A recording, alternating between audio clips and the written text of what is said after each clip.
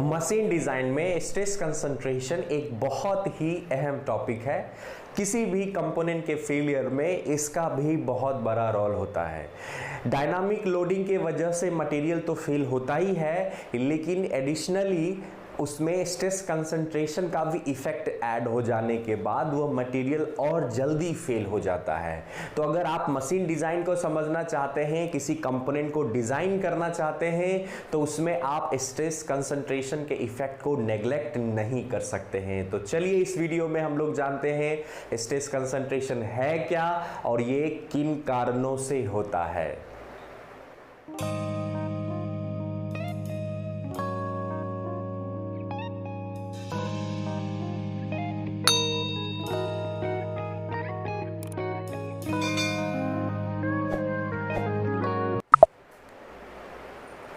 Hello everyone, I welcome you all on my YouTube channel.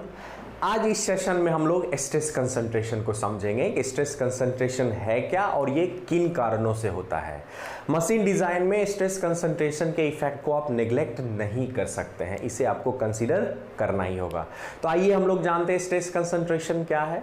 तो stress concentration is localisation of high stresses due to presence of irregularities in machine component like holes, notches, grooves, etc.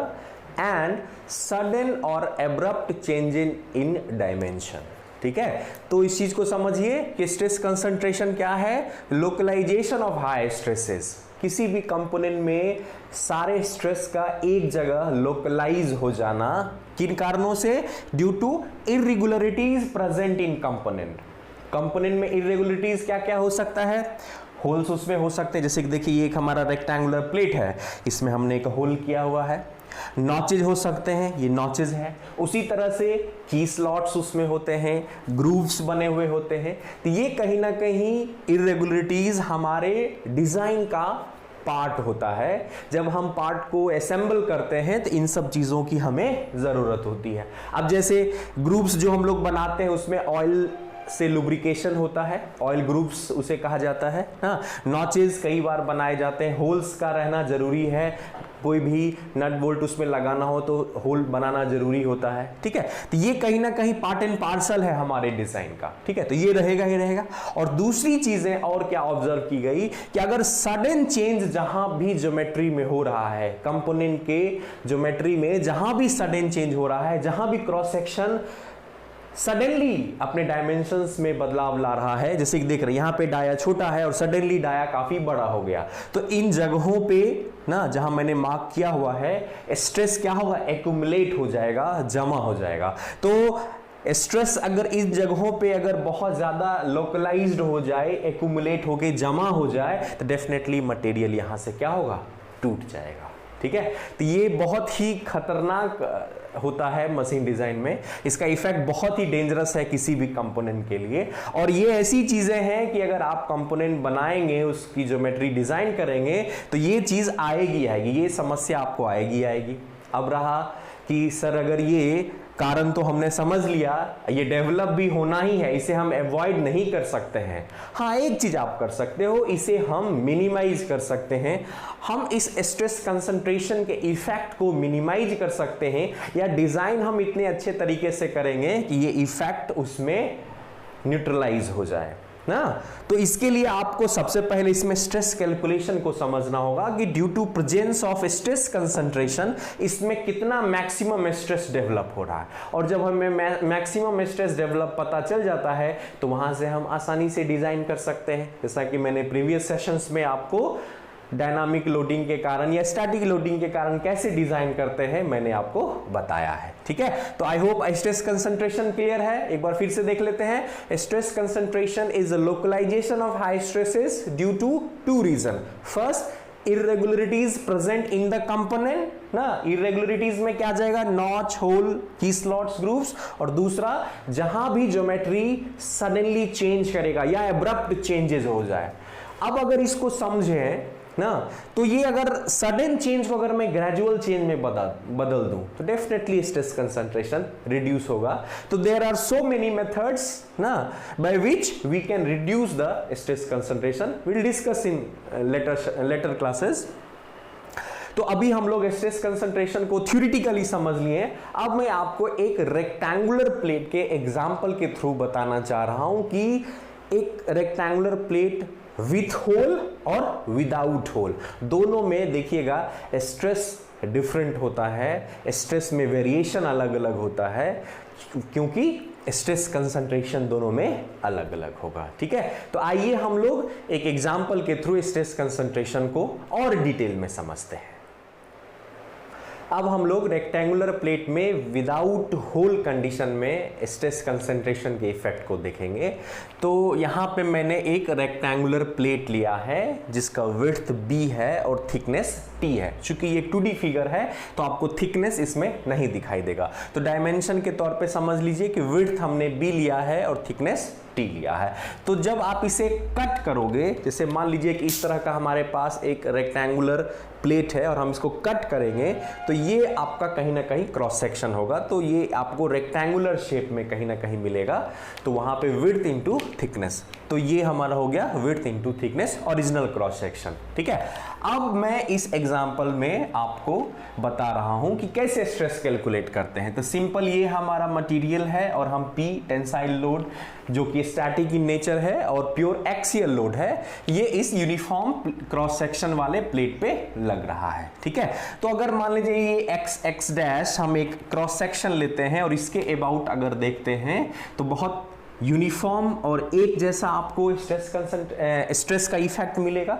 तो इस जैसे मान लेते हैं कि अगर cross section से कट कर रहे हैं इस प्लेट को, तो इस जगह पे डेफिनेटली एक स्ट्रेस डेवलप होगा, that will be your nominal stress या सिंपली इंजीनियरिंग स्ट्रेस या स्टैटिक स्ट्रेस ना, इसे आप जो कह लें या सिंपली जिसे आप स्ट्रेस कहते हो, that is P by A। तो यहां से कहीं ना कहीं आ गया P by A original, that is P by B into T। लेकिन इसी में अगर हम थोड़ा सा चेंज कर दें तो क्या यही वैल्यू आपको मिलेगा ना? चेंज क्या कर सकते हैं? अच्छा, ये जो ब्लू लाइन देख रहे हैं, these are called stress line. ये आपको फोटो इलास्टिसिटी इफेक्ट मेथड के द्वारा इसको जब हम देखेंगे तो फिर इस तरह का ये डायग्राम आता है। ऐसे डायग्राम को हम लोग बोलते हैं स्ट्रेस डायग्राम ना, स्ट्रेन रेजर डायग्राम। तो ये हमारा आ गया। तो ये तो अभी तो बहुत सिंपल था, लेकिन अगर इसी सिचुएशन में मैं अगर थोड़ा सा चेंज कर दूं, चेंज क्या कर दूं, यहां पे अब विथ होल्स कर देते हैं। ठीक है, तो अगर मैं होल कर दूंगा तो देखिए क्या चेंजेस इसमें आएगा। ठीक है, मान लेते हैं कि यहां पे एक हमारा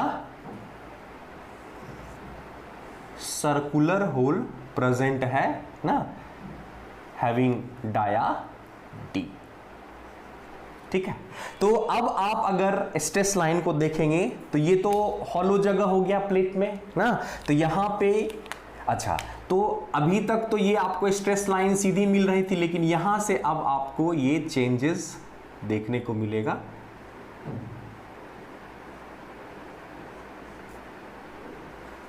ये स्ट्रेस लाइन कुछ अब इस तरीके की हो जाएगी।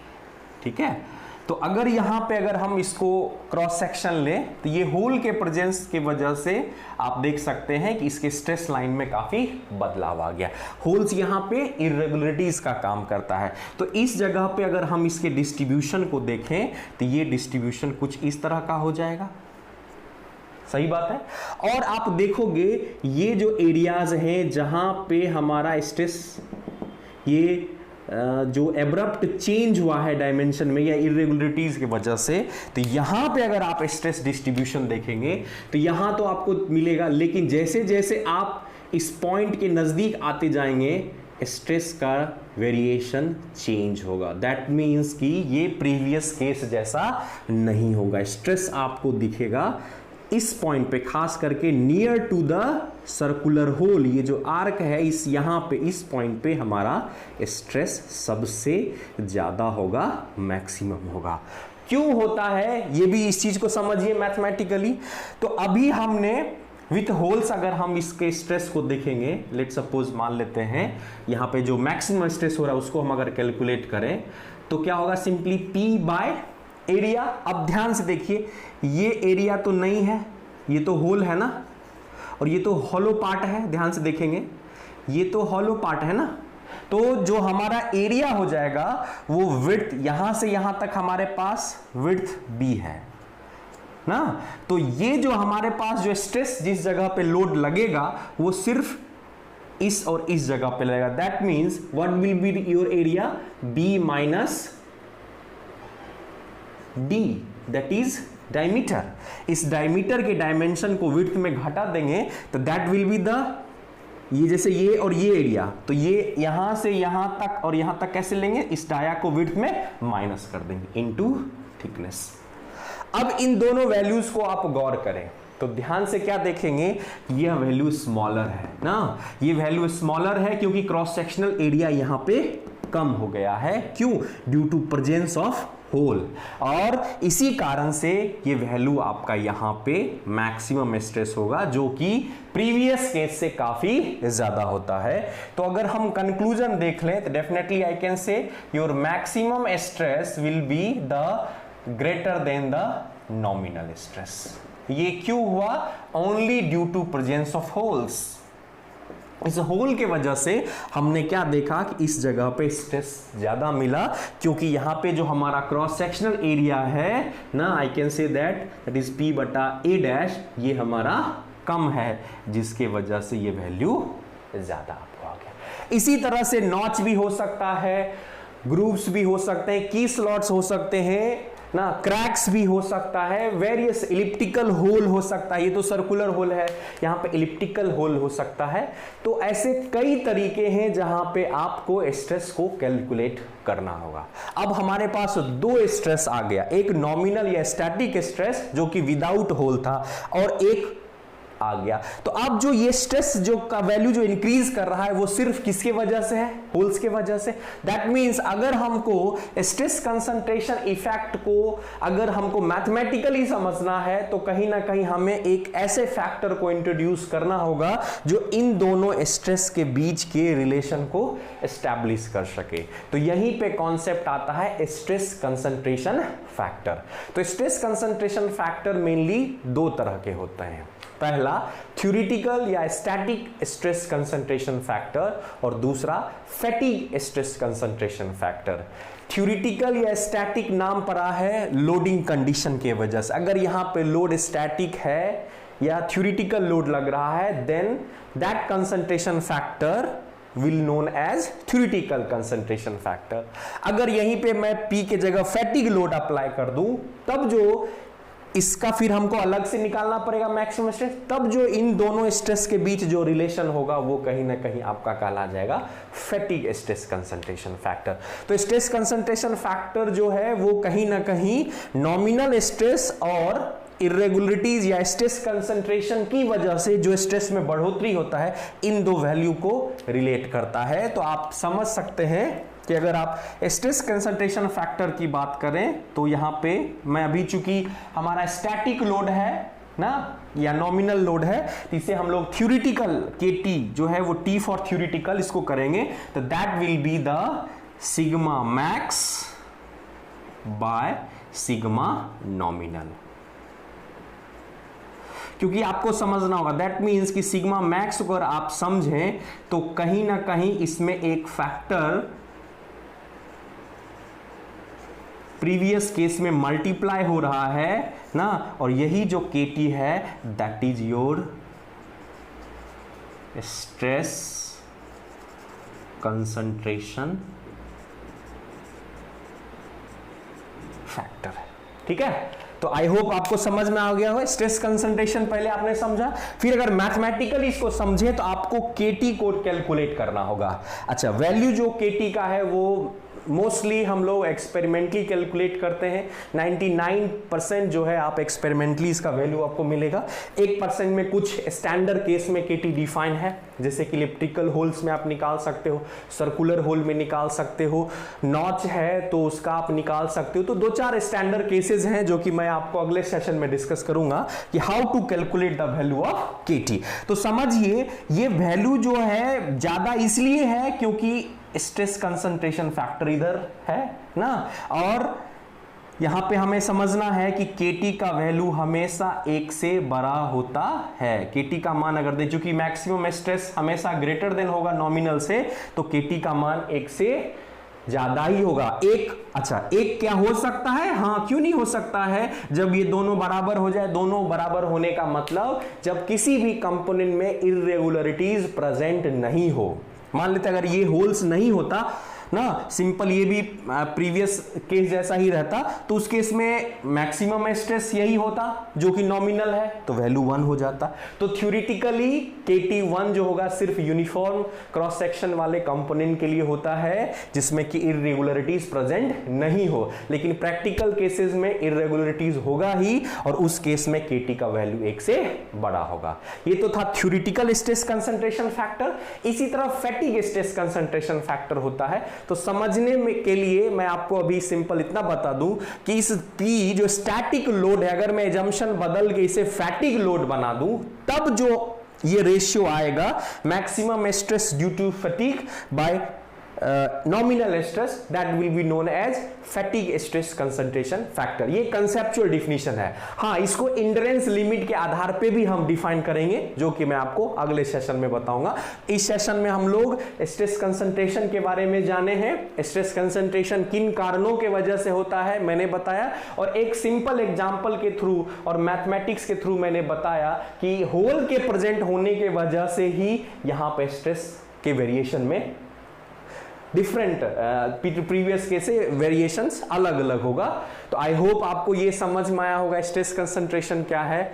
अब इसको मैं लास्ट में आपको थोड़ा सा मैं प्रैक्टिकल लाइफ से भी रिलेट करूंगा। स्ट्रेस कंसंट्रेशन क्या है, अगर इसको आप दैनिक जीवन में समझे, डेली लाइफ में समझे, स्टूडेंट अगर अपने ऊपर इसको समझने की कोशिश करें, तो आपका लाइफ बिल्कुल स्मूथ चल रहा है। मान लेता हूं मैं, आप प्रीवियस केस में जैसे कि हमने विदाउट होल वाला थे यूनिफॉर्म क्रॉस सेक्शन में, तो आपका लाइफ भी बिल्कुल यूनिफॉर्मली चल रहा है। जैसे ही कोई इर्रेगुलरिटीज आपके लाइफ में आएगा, कोई प्रॉब्लम आएगा या सडन चेंजेस आएगा, मान लेते हैं सडन कोई हादसा हो गया आपके फैमिली में, या बहुत सारे ऐसे होते हैं आपका सडनली हेल्थ खराब हो गया, तो ऐसे कुछ सारे बहुत इशू हो सकते हैं जो सडनली हो, जो किसी भी कारण से हो सकता है। तो उस वक्त आप देखोगे, अगर आप एक अच्छे स्टूडेंट हो, आप पढ़ने में इंटरेस्टेड रहते हो, तो उस बीच तो आप पढ़ाई नहीं कर पाएंगे, तो कहीं ना कहीं आपका माइंड जो होगा हर वक्त फ्रस्ट्रेटेड रहेगा, आप डिप्रेशन में चले जाओगे। बच्चे डिप्रेस हो जाते हैं, फ्रस्ट्रेट हो जाते हैं। क्यों?